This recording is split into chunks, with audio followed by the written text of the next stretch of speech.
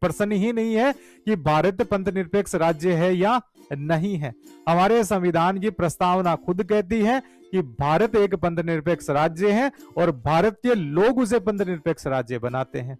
संविधान के article 14, 15, 16, article 25 से 28, आर्टिकल 29 से लेके 30, आर्टिकल 44, आर्टिकल 325 सब बोल बोल कर कह रहे हैं कि भारत एक पंथ निरपेक्ष राज्य है। भारत एक थियोक्रेटिक स्टेट नहीं है, भारत एक एंटी रिलीजियस स्टेट नहीं है। भारत में किसी भी राज्य को स्टेट स्पॉन्सर्ड रिलीजन नहीं माना गया है, ना ही कोई धर्म हिंदुस्तान के अंदर स्टेट फेवर्ड रिलीजन है। तो ये तो स्पेसिफिकली एक्सेप्टेड कॉन्सेप्ट है कि भारत एक पंथ निरपेक्ष राज्य है। डिबेट कर सकते हैं कि भारत में पंथ निरपेक्षता सेकुलरिज्म किस प्रकार का है, लेकिन इस बात पे कभी भी डिबेट नहीं हो सकती। ये सवाल ही खड़ा नहीं होता कि भारत पंथ निरपेक्ष राज्य है या नहीं है। ये हमारे संविधान में स्पेसिफिक मान लिया, हमारी नीतियों में स्पेसिफिक मान लिया। हम लोग कभी भी ऐसी कोई योजना नहीं आती जिसमें यह कहा जाता है कि इस योजना का लाभ केवल इसी पर्टिकुलर धर्म को होगा, दूसरे धर्म को नहीं होगा। ये योजना तब ला सकते हैं जब कोई धर्म बहुत ही ज्यादा पिछड़े स्तर पे चला गया है, उसका उत्थान जरूरी हो गया है। हम लोग उसके एजुकेशनल राइट, उसके कल्चरल प्रमोशन के लिए वो योजना बना सकते हैं, किसी के संरक्षण के लिए योजना बना सकते हैं। Because India is not a anti religious state, तो हम लोग उनका संरक्षण करेंगे। हम धर्म से विमुख भी नहीं हो रहे और धर्म को लेके भी नहीं चल रहे कि पर्टिकुलर धर्म के नियम कायदे ही यहां पर लागू होंगे।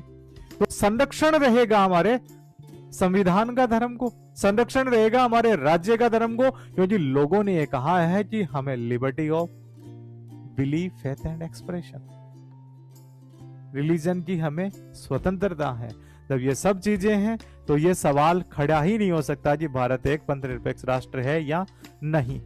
और वर्तमान संविधान के अनुसार न ही भारत को एक थियोक्रेटिक स्टेट में बदला जा सकता है।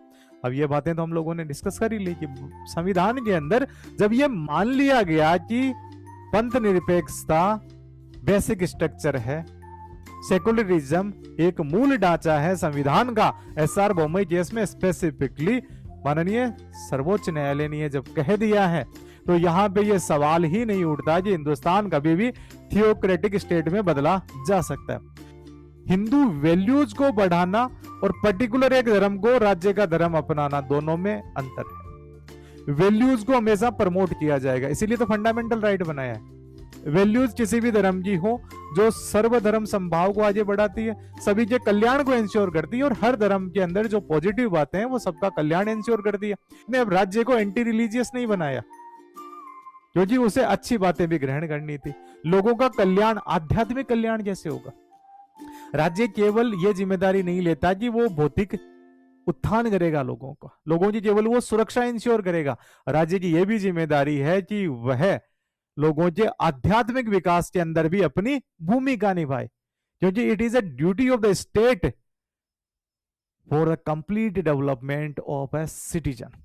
किसी भी नागरिक के पूर्ण संपूर्ण विकास, संपूर्ण व्यक्तित्व विकास की जिम्मेदारी राज्य की भी होती है, और बिना आध्यात्मिक विकास, बिना धार्मिक विकास के व्यक्ति का संपूर्ण विकास नहीं हो सकता।